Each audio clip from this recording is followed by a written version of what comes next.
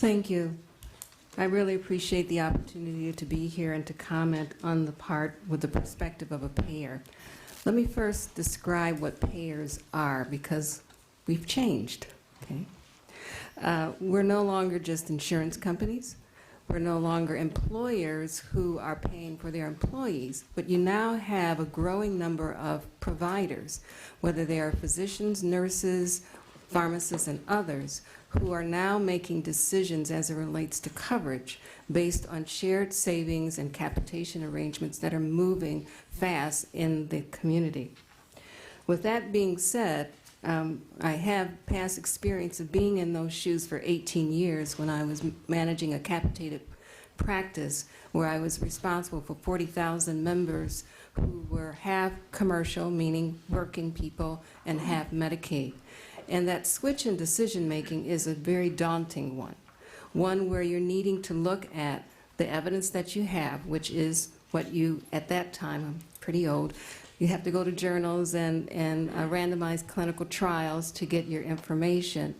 And you judge that against cost of the treatment, because if you spend too much on one person, you don't have enough resources for the rest of the population that you're servicing. The other thing you look at is what's worked in your practice. When you're sitting in front of a patient, the immediate decision is what's working for this individual. Right now, physicians, nurses, and other providers are using the tools that they have that are very antiquated. Using guidelines, you don't have time to go look up a guideline that's going to tell you that you can use either this or you can use that. It doesn't really give you a definitive answer. So I think what's already been hinted at by others is the use of tools that will help in that immediate situation to be able to make decisions.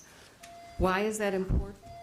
That is important because many patients are, A, not diagnosed. 20% of those who are in treatment are improperly diagnosed. And then there's another 40% that are getting the wrong treatment, particularly when some treatments only have a 35% treatment rate or resolution rate. There's a lot of inadequacies, and those things are costing money. Why is that important? Because we're at a point in where healthcare costs has exceeded the normal pay for most individuals in the United States. In 2011, a typical premium may have been equivalent to a car payment. It is now equivalent to a house payment.